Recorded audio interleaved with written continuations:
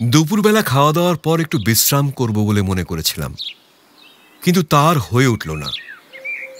বাইরে থেকে খবর এলো কে একটি ভদ্রলোক বাইরে আমার জন্য অপেক্ষা করছেন, বিশেষ দরকার, এখনই দেখা করতে হবে।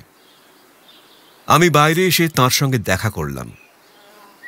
আগন্তুকের বয়স 27 বছর হবে, ফর্সা রং, মুখটা সুন্দর হলেও যন্ত্রণায় বিবর্ণ, গরম খানিকটা লম্বার দিকে, একটা রেশমি রুমালে ডান হাতটা বুকের উপর ঝুলিয়ে গলার সঙ্গে বাঁধা। আমাকে দেখি দীর্ঘশ্বাস ফেলে তিনি ক্ষীণ স্বরে বললেন, মশাইয়ের নাম কি কালীকৃষ্ণবাবু? হ্যাঁ, আমারই নাম।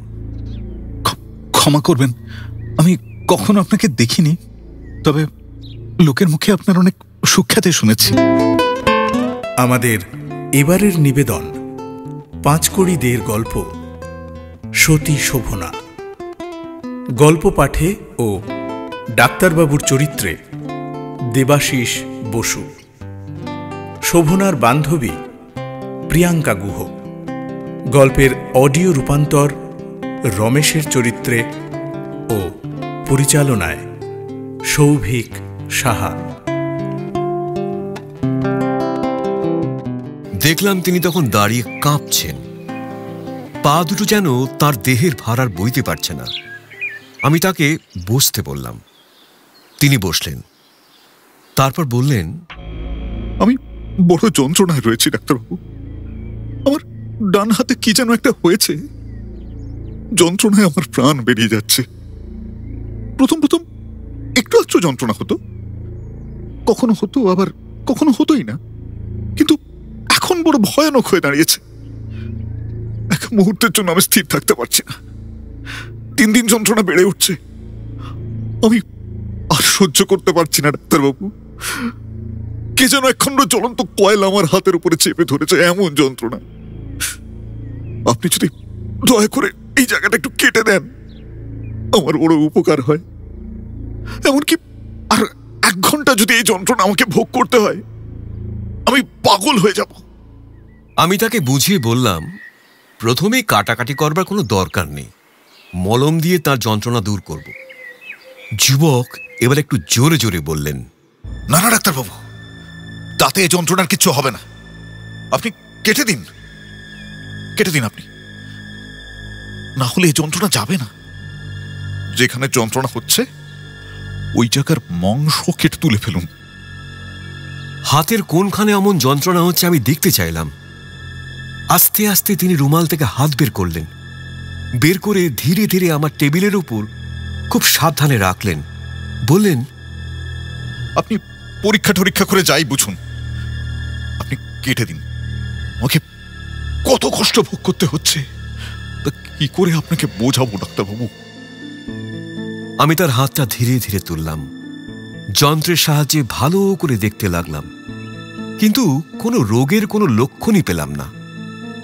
তার হাতে আর আমার হাতে কোনো তফাতই নেই, সম্পূর্ণ সুস্থ। আর তত গ্রাহ্য না করে আমি তার হাত ছেড়ে দিলাম।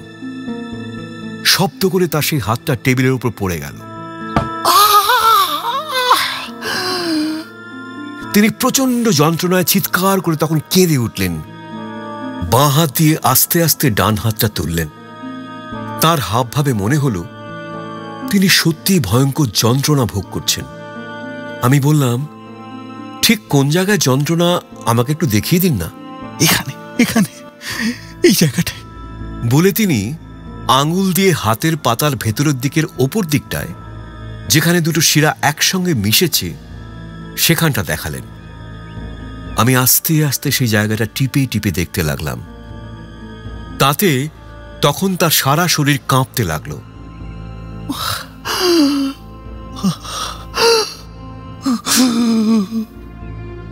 এতেও কি আপনার যন্ত্রণা হচ্ছে?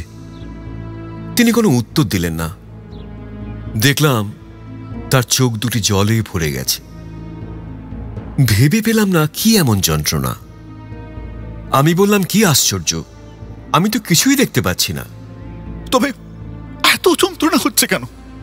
ইচ্ছে হচ্ছে দেওয়ালে মাথা ঠুকে নিজের মাথা নিজেই ভেঙে ফেলি, মরে যাই, যন্ত্রণা শেষ হোক।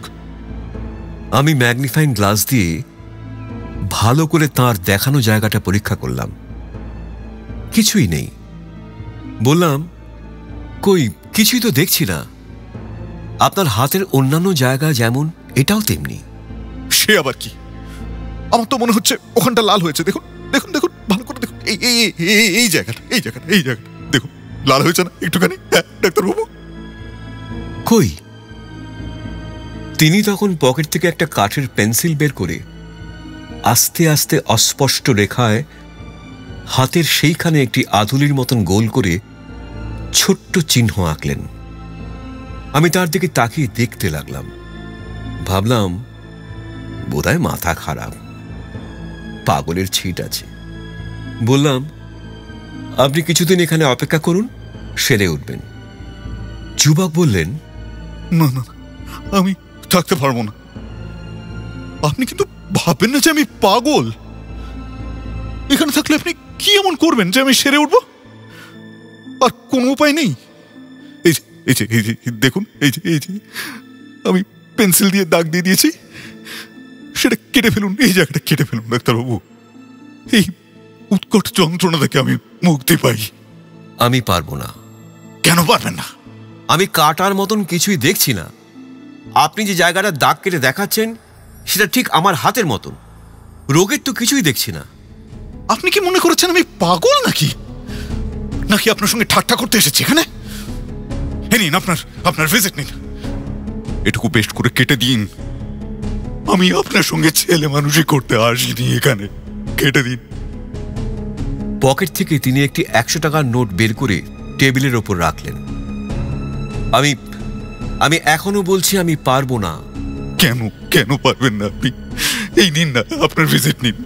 না, এ আমার দ্বারা হবে না। এ কাজ করলে আমাকে সবাই নিন্দে করবে। আপনাকেই শুধু পাগল ভাববে না, আমাকেও বদ্ধ পাগল ভাববে। বেশ, না পারেন, আমার সামান্য একটা কথা রাখুন। আমি নিজেই এটুকু কেটে ফেলছি। বাঁ হাতে যদিও সুবিধা মতো কাটতে পারবো না, তাতে ক্ষতি নেই। তাই হোক, আপনি শুধু কাটার পরে ওষুধ দিয়ে ব্যান্ডেজ করে দেবেন। ঠিক আছে ডাক্তারবাবু? হ্যাঁ। পকেট থেকে তিনি একটি ধারালো ছুরি বের করলেন। আমি হতবাক হয়ে তার দিকে তাকিয়ে রইলাম। পর মুহূর্তে ডান হাতের ওই জায়গায় তিনি সেই ছুরি বসিয়ে দিলেন। ঝরঝর করে রক্ত পড়তে লাগলো।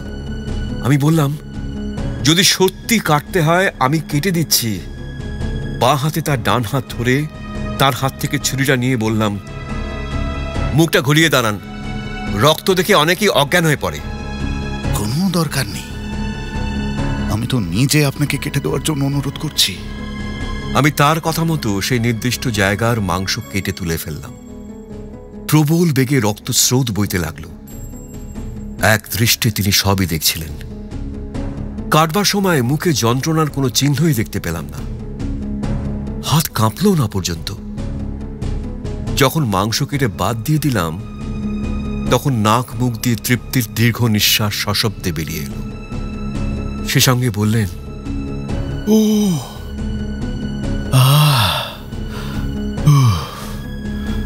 বাঁচলাম। এখন আর কোনো যন্ত্রণা নেই? না, কিছু না, কোনো যন্ত্রণা নেই। ওই মাংসের টুকরোর সঙ্গে সঙ্গে আমার সব যন্ত্রণা উবে গেছে। ও, আমার ওই যন্ত্রণার কাছে ডাক্তারবাবু এই রক্তপাত কিছুই নয়। আরেকদিনের কথা মনে পড়লে এ তার কাছে অতি সামান্য। যত রক্ত বেরিয়ে যাচ্ছে তত আমার শরীর সুস্থ হয়ে উঠছে। যত রক্ত বেরোয় তত ভালো। যতক্ষণ রক্ত বেরোতে লাগলো ততক্ষণ যুবক আনন্দ করে তা দেখতে লাগলেন। যত তাড়াতাড়ি পারলাম আমি ওষুধ দিয়ে রক্ত বন্ধ করে ক্ষতস্থান বেঁধে দিলাম। এর মধ্যে তার যন্ত্রণা মাখা মুখের ভাব সম্পূর্ণ বদলে গেল, যেন তিনি নতুন জীবন পেলেন। তার সেই অতি ম্লান চোখ দুটো আনন্দ উদ্ভাসিত হয়ে উঠল। বললেন, আপনাকে অসংখ্য ধন্যবাদ। আপনার দয়ায় আমি একদম সেরে গেছি। এ নিন, আপনাকে সামান্য একটু পারিশ্রমিক দিলাম, কিন্তু আপনি আমার আজ যে উপকার করলেন তার তুলনায় এটা কিছুই নয়। না না, আপনার ঋণ শোধ করা সম্ভব নয়। আমি সারা জীবন আপনার কাছে কৃতজ্ঞ রইলাম। আমি তার দেওয়া 100 টাকার নোটটা নিতে অস্বীকার করলাম। তিনিও কিছুতেই সেটা ফিরিয়ে নিতে চান না। শেষে আমাকে তার সেই পীড়াপিড়িতে বিরক্ত হতে দেখে বললেন, আপনি যদি একান্তই না নেন তাহলে কোনো দাতব্য চিকিৎসালয়ে দান করে দেবেন। এই বলে চলে গেলেন। 1 সপ্তাহ কেটে গেল, আর সেই অপরিচিত রোগীটির দেখা পেলাম না। 2য় সপ্তাহ কেটে গেল, তাও কোনো খবর নেই। শেষে একদিন ভোরবেলা আমি শোবার ঘরে বসে খবরের কাগজ পড়ছি। এমন সময় দারোয়ান এসে খবর দিলে আবার নাকি সেই রোগশূন্য রোগী, প্রায় পাগলের মতন সেই যুবকটি এসেছেন। তার কাণ্ডকারখানায় আমার মনে প্রচণ্ড কৌতূহল হয়েছিল। তখনই বাইরে গিয়ে তার সঙ্গে দেখা করলাম। প্রথমবার যেমনভাবে তাকে দেখেছিলাম, এবারও তাই দেখলাম। তেমনভাবেই সেই ডান হাত সেই রেশমি রুমালে গলায় বাঁধা রয়েছে। আগের মতোই যন্ত্রণা ভরা মুখ, ম্লান কপাল, কোঁচকানো, কালিমাখা চোখ দুটি নিষ্প্রভ। তার সেই ভাব থেকে স্তম্ভিত হয়ে আমি জিজ্ঞাসা করলাম, আবার কি হয়েছে? যুবক বললেন, ঠিক করে কাটা হয়নি, আগের চেয়ে যন্ত্রণা এখন আরো বেড়েছে। কিছুতেই আর সহ্য করতে পারছি না। মানে ইচ্ছে ছিল যে আপনাকে আর কষ্ট দেব না। ভেবেছিলাম যে এই যন্ত্রণা হয়তো মাথায় কিংবা বুকে উঠবে, তাহলে আমার এই যন্ত্রণার জীবনের সঙ্গে সঙ্গে এই যন্ত্রণা ঘুচে যাবে। কিন্তু কই, তা তো হলো না। যেখানকার যন্ত্রণা ঠিক সেইখানে আছে। দেখুন, এক তিল নড়েনি। আমার মুখের দিকে ভালো করে তাকিয়ে দেখুন ডাক্তারবাবু, তাহলে ঠিক বুঝতে পারবেন আমার কি ভীষণ যন্ত্রণা হচ্ছে। যুবকের গায়ের রং ফর্সা হলেও কি যেন সত্যি সত্যি তার সারা গায়ে কালি মাখিয়ে দিয়েছে। কপাল ঘামে ভেজা, যন্ত্রণায় মাঝে মাঝে তার শ্বাস বন্ধ হয়ে যাচ্ছে। ক্ষতস্থানের বাঁধন খুব সাবধানে খুলে ফেললাম। দেখলাম জায়গাটা নতুন মাংসে প্রায় ভরে এসেছে। আশ্চর্যের কিছুই দেখলাম না। হাত টিপে নাড়ি দেখলাম, খুব দ্রুত, কিন্তু জ্বরের তো কোনো লক্ষণই নেই। আমি অবাক হয়ে বললাম, এমন আশ্চর্য ব্যাপার আমি কখনো দেখিনি। খুবই আশ্চর্যের ব্যাপার, বড় ভয়ানক। যাতে আমি এই দারুণ যন্ত্রণা থেকে তাড়াতাড়ি নিষ্কৃতি পাই, তাই করুন ডাক্তারবাবু। কি হয়েছে কি না হয়েছে দেখার কোনো দরকার নেই। ভীষণ যন্ত্রণা থেকে আমাকে নিস্তার দিন। এবারে আরো গভীর করে কেটে দিন তো, বোধহয় তাহলেই আমি সুস্থ হতে পারবো। আমি এবার তার কথা মতো আগের চেয়ে গভীর করে সেই জায়গায় কেটে দিলাম। মুখের দিকে তাকিয়ে দেখলাম তখন তার সেই বিবর্ণ মুখে আর কোনো যন্ত্রণার চিহ্নই নেই। ক্ষতস্থান দিয়ে প্রবল বেগে রক্ত বেরোচ্ছে। স্থির আনন্দিত চোখে তিনি তাই দেখছেন। তখন আমি রক্ত বন্ধ করে ক্ষতস্থান বেঁধে দিলাম। তিনি যাওয়ার সময় 2-1 বার জোরে জোরে স্বস্তির নিঃশ্বাস ছেড়ে বললেন,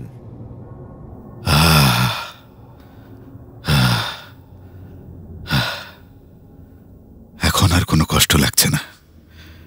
হ্যাঁ, বেশ সুস্থ লাগছে। এ কথা আমি আমার ডাক্তার বন্ধুদের 2-4 জনকে জানালাম। তারা শুনে চমৎকৃত হলেন। কি রোগ বুঝে উঠতে পারলেন না। প্রায় 1 মাস পরে একদিন আমি সেই যুবকের লেখা একটা চিঠি পেলাম। চিঠিটি বেশ বড়, খুব ছোট ছোট অক্ষরে ঘেঁষাঘেঁষি লাইনে লেখা। নিচে নিজের যে নাম লিখেছেন সেটা যদি তাঁরই সই হয়, বুঝলাম তাহলে তার হাতে আর তেমন যন্ত্রণা নেই।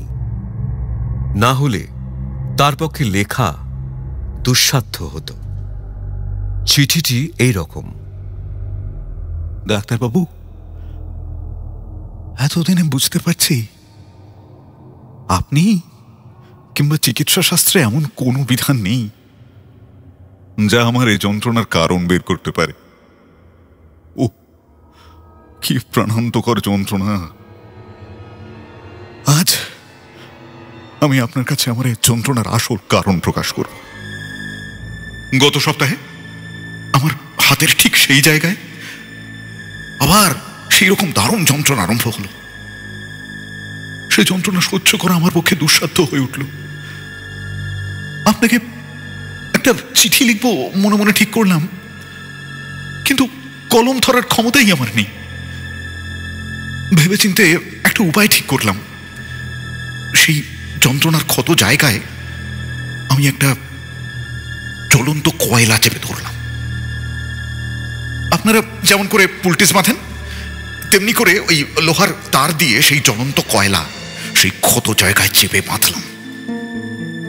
যতক্ষণ সে আগুন নেভেনি ডাক্তারবাবু, ততক্ষণ আমি কোনো যন্ত্রণা অনুভব করিনি। তুলনায় সেই যন্ত্রণার কাছে আগুনে পোড়ার যন্ত্রণা কিছুই নয়। এমন না করলে আমি একটা কথাও আপনাকে আজ লিখে জানাতে পারতাম না। 6 মাস আগের কথা বলছি। তখন আমার সুখের সীমা ছিল না। মাসে যা রোজগার করতাম তাতে বেশ সুখে স্বচ্ছন্দেই দিন কেটে যেত। 2 বছর আগে আমি আমাদের এক গরিব প্রতিবেশীর একটি সুন্দর সুশীলা মেয়েকে বিয়ে করি। তার চেহারা, তার স্বভাব চরিত্রের কথা ঠিক মতন বর্ণনা করতে পারলে ঠিক রূপকথার মতো শোনাবে। তার নাম ছিল শোভনা। আমাকে সে একদণ্ড ছেড়ে থাকতে পারত না। এক মুহূর্ত আমি যদি তার চোখের আড়ালে হতাম, তার মুখ শুকিয়ে যেত, চোখ ভিজে উঠত, 7-5 ভেবে কেমন একরকম হয়ে পড়ত। যদি কোনোদিন আমার বাড়ি ফিরতে অনেক রাত হতো, আমার জন্য, এই পিশাচের জন্য জেগে বসে থাকতো, ঘুমতো না, আমার অপেক্ষায় বসে বসে কাঁদত। এখন বেশ বুঝতে পারছি ডাক্তারবাবু, তার সেই অগাধ ভালোবাসা এই পৃথিবীর ছিল না। শোভনা আমাকে ছেড়ে বাপের বাড়িতেও যেতে চাইতো। আমি বরং বিশেষ করে বলে টলে মাঝে মাঝে দেখাশুনো করে আসতে বলতাম। আমার কথা সে ঠেলতে পারতো না, যেত, একবেলার বেশি থাকতেও পারতো না। আপনি বলবেন কোন স্ত্রী না তার স্বামীকে ভালোবাসে? হ্যাঁ, আমিও তা স্বীকার করে নিচ্ছি। কিন্তু ডাক্তারবাবু বলুন তো, যে কোন স্বামী এমন ভালোবাসা পেয়ে সুখী হয় না? তেমন গভীর ভালোবাসা কোন স্বামীর সহ্য হয় না? তাই সেটুকু সে স্বাদ করে নিজে নষ্ট করে। আমি আমি আমি আমি আমি সেই নরাধম স্বামী, নরপ্রেত। হায় হায়, স্বর্গের নন্দন কাননের পারিজাত, রত্নবিধিতে বসে কাঁথা মালা। কি জানি কোন ভুলে এই নরপিশাচের গলায় এসে পড়েছিল। সেই অপার্থিব সামগ্রীর আদর আমি কি বুঝবো ডাক্তারবাবু? তাই সেই পারিজাত আমি শতকণ্ঠে ছিঁড়ে ফেলেছি, আমি ধ্বংস করেছি।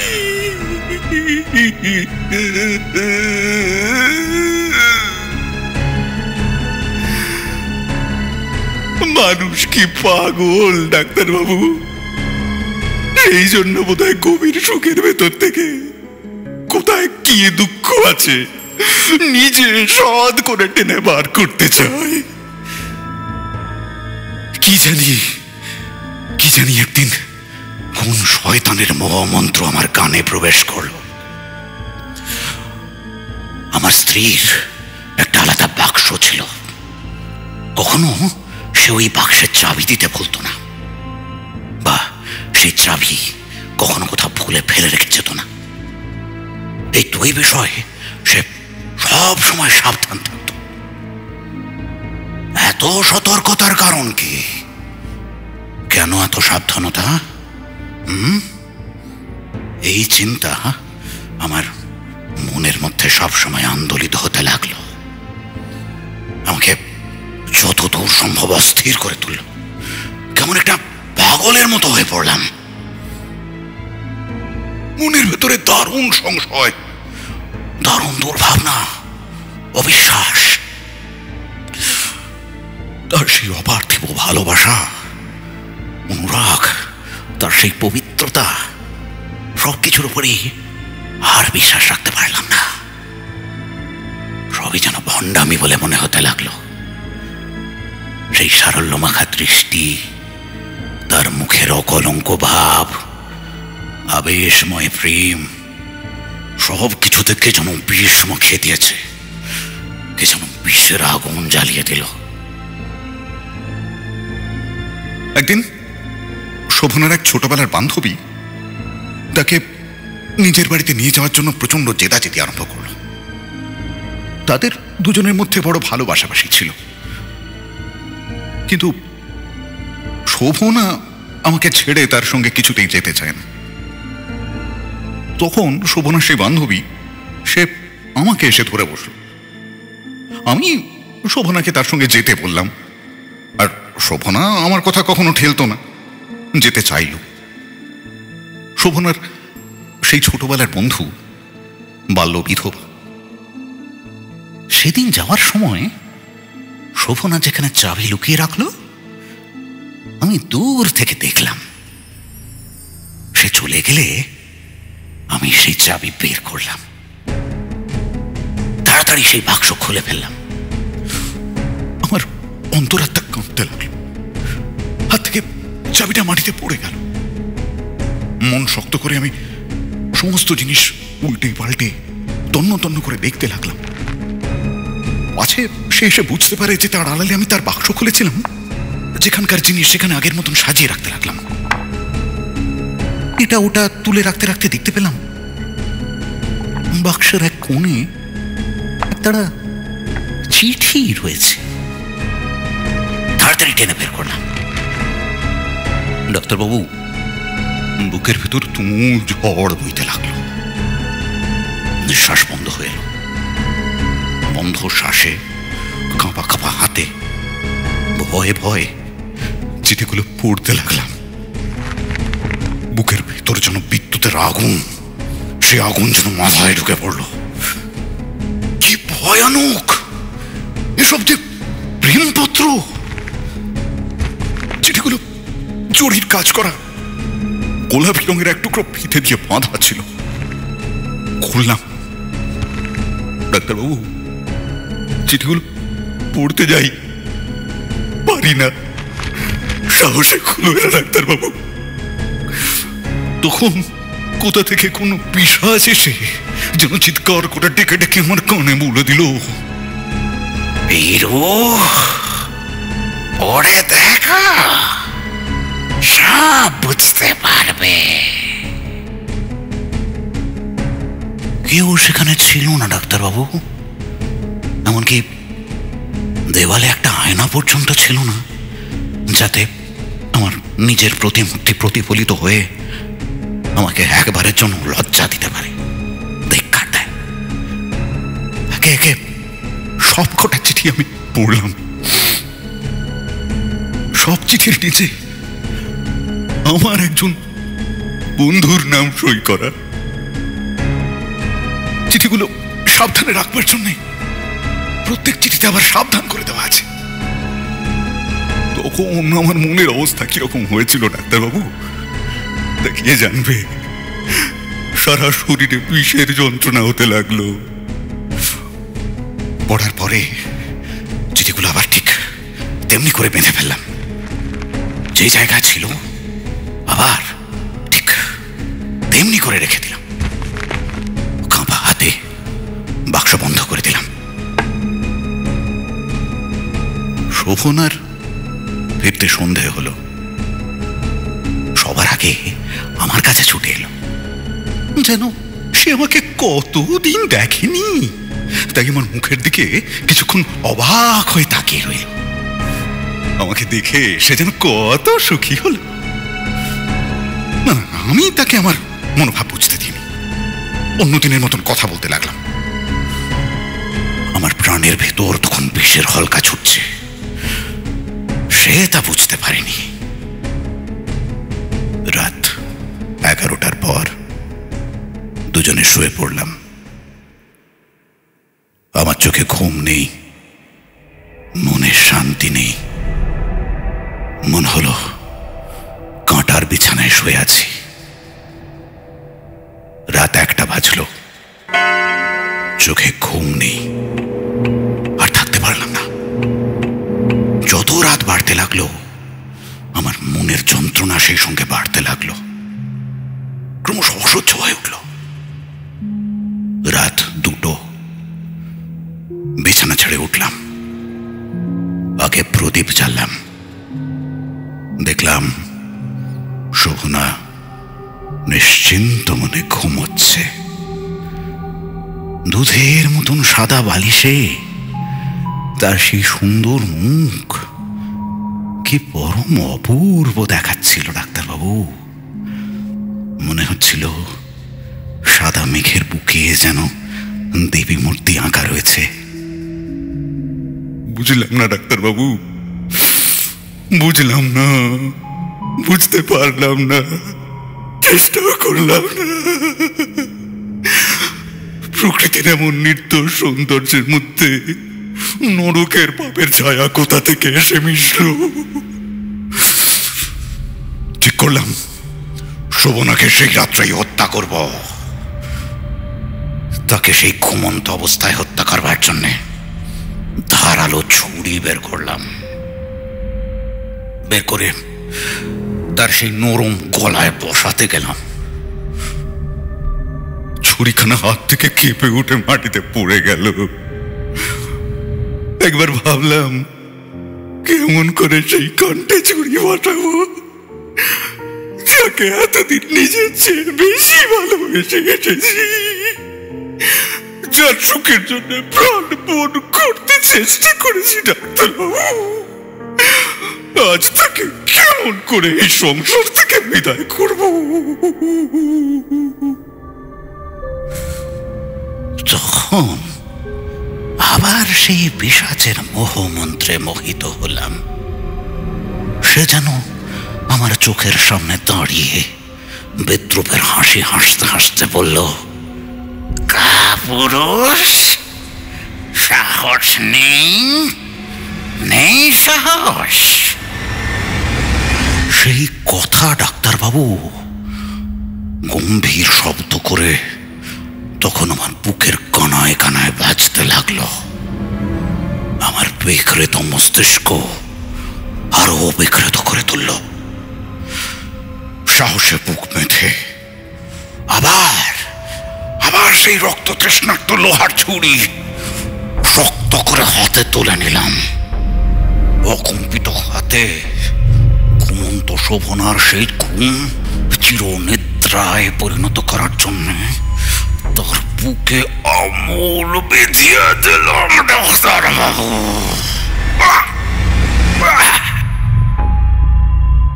সঙ্গে সঙ্গে অজস্র ধারায় রক্ত চড়তে লাগলো।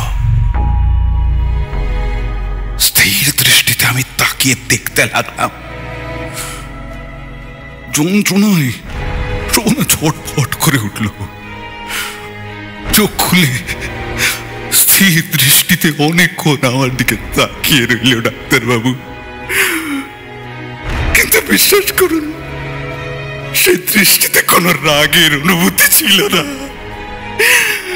সে তো কোনোদিন আমার উপর রাগ করেনি, সেদিনও করেনি ডাক্তারবাবু। দেখতে দেখতে শোভনার প্রাণবায়ু বের হয়ে গেল ডাক্তারবাবু।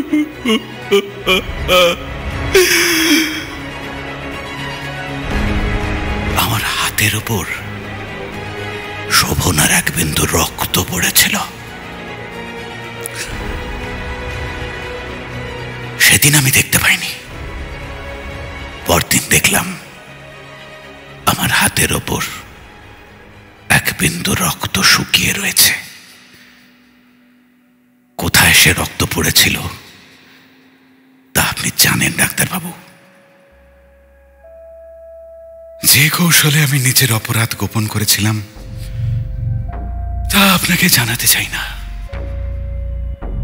আইনের হাত এড়ালাম বটে, কিন্তু মাথার উপরে ঈশ্বর যে রয়েছেন সে কথা তখন মনে পড়েনি ডাক্তারবাবু। ক্রমে শোভনাকে ভুলতে আরম্ভ করলাম।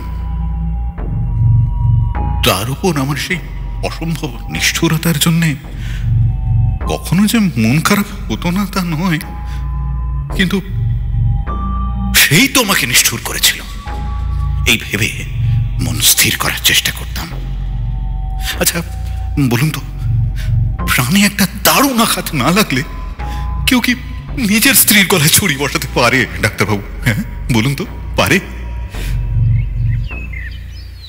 কয়েকদিন পরে একদিন দুপুরবেলা শোভনার সেই বান্ধবী আমার সঙ্গে দেখা করতে এলো। আমাকে শোকার্ত ভেবে কত কি বললো, কত কি বোঝালো। আমি তার সেসব কথা এক বিন্দুও বুঝে উঠতে পারিনি, কর্ণপাতও করিনি। হ্যাঁ, সান্ত্বনায় আমার কি প্রয়োজন? আমি তো দুঃখিত নই, আমি শোকার্ত নই, আমি কাতর নই। এ কথা সে কথার পর অনেক কথাবার্তা বলে আমার হাত ধরে একটু কেমন যেন একটা থতমতো খেয়ে কাঁপা কাঁপা গলায় বলল, আমি জানি তুমি কখনোই কারো কাছে প্রকাশ করবে না। আমার কয়েকটা গোপন কথা এখন তোমাকে না বললেই নয়, তাই বলতে এসেছি। তুমি হয়তো আমাকে মনে মনে ঘৃণা করবে। কি করব? মানুষের মন বশ মানবার নয়। কয়েকটা গোপন চিঠি আমি নিজের কাছে রাখবার কোনো সুবিধা না পেয়ে শোভনার কাছে রেখেছিলাম। সেই চিঠিগুলো যদি তুমি খুঁজে বের করে আমাকে দাও, বড় উপকার করবে। তার কথা শুনে তখন আমার পা থেকে মাথা পর্যন্ত কাঁপতে লাগলো ডাক্তারবাবু। মাথায় আকাশ ভেঙে পড়ল। মনের গতি ঠিক রাখতে না পেরে তাড়াতাড়ি জিজ্ঞেস করে বসলাম, সেই সমস্ত প্রেমপত্রে কি লেখা আছে? রাগে বিধবার চোখ জ্বলে উঠল।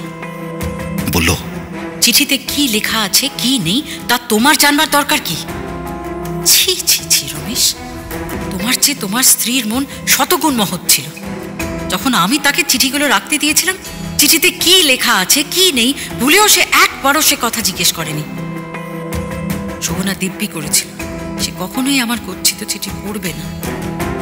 সে যে আমার চিঠির একটা অক্ষরও পড়েনি এ আমি নিশ্চয়ই বলতে পারি। তাকে আমি ভালো রকম চিনি। শোভনার মতন অমন সরল স্বভাবের মেয়ে এ জগতে দুর্লভ। আমি বললাম, না মানে আমি তোমার ওই চিঠিগুলো কিভাবে চিনে বের করব? সে বলল, জরির কাজ করা গোলাপি রঙের ফিতে দিয়ে চিঠিগুলো একসঙ্গে বাঁধা আছে। আমি বললাম, আচ্ছা আমি খুঁজে দেখছি। কোথায় সে চিঠির তাড়া ছিল ডাক্তারবাবু তা আমার অজানা নয়। তবু আমি ওই এদিক ওদিক অনর্থক খোঁজাখুঁজি করে যেন সেই চিঠিগুলোর ব্যাপারে কিছুই জানি না এমন সব ভান করে কিছুক্ষণ পরে চিঠিগুলো বের করে তার হাতে দিয়ে বললাম, এই চিঠিগুলো কি তোমার? হ্যাঁ হ্যাঁ, এইগুলোই তো। যেমন আমি চিঠিগুলো বেঁধে শোভনার হাতে দিয়েছিলাম ঠিক তেমনই আছে। আমি তার দিকে মুখ তুলে তাকাতে পারলাম না ডাক্তারবাবু। পাছে সে আমার মুখ চোখের ভাব দেখে বুঝতে পারে যে তার সেই সব চিঠি খুলে আমি পড়েছিলাম। তাই আমি আর দাঁড়াতে পারলাম না। মাথা যেন কেমন ভারী হয়ে উঠতে লাগলো, ঘুরতে লাগলো। তাড়াতাড়ি আমি বিছানায় গিয়ে শুয়ে পড়লাম। ডাক্তারবাবু তখন নিজের হাতে নিজের মাথার চুল আমি ছিঁড়তে লাগলাম। ডাক্তারবাবু বুকে আঘাত করে প্রাণের ভেতর যে আকার পড়ে গিয়েছিল তা দমন করার চেষ্টা করতে লাগলাম। তখন সে বিধবা চলে গিয়েছে। সেই থেকে যন্ত্রণার আরম্ভ ডাক্তারবাবু। যদিও তখন সেই রক্তবিন্দু শুকিয়ে উঠে গিয়েছিল। বাইরে থেকে যন্ত্রণার কোনো চিহ্ন ছিল না, তাও ওই এক ফোঁটা রক্তবিন্দু যেখানে লেগেছিল সেখানে ভীষণ যন্ত্রণা হতে লাগলো। মনে হলো কে যেন গলানোর সীসা ঢেলে দিয়েছে ওখানে। ডাক্তারবাবু, গলানোর সীসা ঢেলে দিয়েছে। প্রতি মুহূর্তে যন্ত্রণা ভীষণ থেকে আরো ভীষণ হয়ে উঠতে লাগলো। হাজার চেষ্টা করে ঘুমোতে পারতাম না ডাক্তারবাবু। তেমন যন্ত্রণা বোধহয় আর পৃথিবীতে নেই। বিশ্বাস করুন, আমি এই যন্ত্রণার কথা কাউকে প্রকাশ করে বলতে পর্যন্ত পারতাম না। কে বিশ্বাস করবে আমি কেমন যন্ত্রণা ভোগ করছিলাম ডাক্তারবাবু? তা তো আপনি জানেন। 2 বার সে যন্ত্রণা থেকে আপনি আমাকে নিস্তারও দিয়েছেন। কিন্তু ডাক্তারবাবু, যতই সেই ক্ষতস্থান শুকিয়ে আসতো ততই আবার সেই যন্ত্রণা বাড়তে থাকে। দারুণ যন্ত্রণায় আমাকে বড়ই অস্থির করে তুলেছে ডাক্তারবাবু। সহ্য করার আর ক্ষমতা নেই। মনে হচ্ছে এক দণ্ডের মধ্যে আমাকে পৃথিবী ছাড়তে হবে। যদিও জানেন, এই যে আমার এই এত পাপের প্রায়শ্চিত্ত হচ্ছে বুঝে আমি মনে মনে সুখী। আশা আছে ইহলোকে পাপের প্রায়শ্চিত্ত হয়ে গেলে পরলোকের শোভনা আমাকে মার্জনা করলেও করতে পারে ডাক্তারবাবু।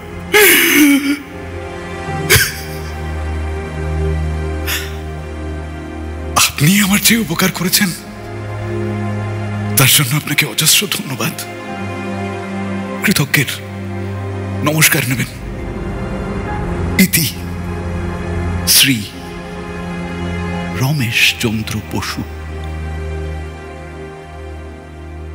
2-3 দিন পরে কয়েকটি খবরের কাগজে দেখলাম যে রমেশ চন্দ্র বসু নামে এক ব্যক্তি নিজের মাথা দেওয়ালে বারবার ঠুকে আত্মহত্যা করেছেন।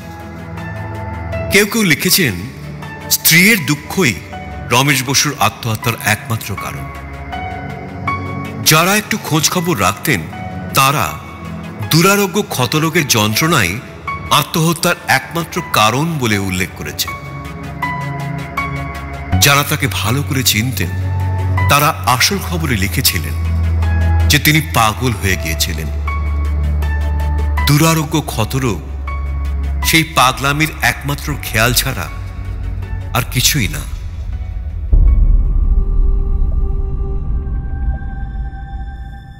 শুনলেন 5 কড়ি দের গল্প সতী শোভনা। প্রযোজনা শান্তনু চ্যাটার্জি। গল্প পাঠে ও ডাক্তারবাবুর চরিত্রে দেবাশিস বসু। শোভনার বান্ধবী প্রিয়াঙ্কা গুহ। সূত্রধার দেবব্রত ব্যানার্জি। গল্পের অডিও রূপান্তর রমেশের চরিত্রে ও সমগ্র পরিচালনায় সৌভিক সাহা। শব্দগ্রহণ গোপাল দাস। আবহ ও শব্দ নিয়ন্ত্রণ অরিজিৎ পাল। পোস্টার চয়ন মণ্ডল। গল্পের কাহিনী এবং সমস্ত চরিত্র লেখকের কল্পনাপ্রসূত। বাস্তবের সঙ্গে কোনো মিল থেকে থাকলে তা সম্পূর্ণ অনিচ্ছাকৃত ও কাকতালীয়। এই অডিও পরিবেশনা শুধুমাত্র মনোরঞ্জনের জন্য।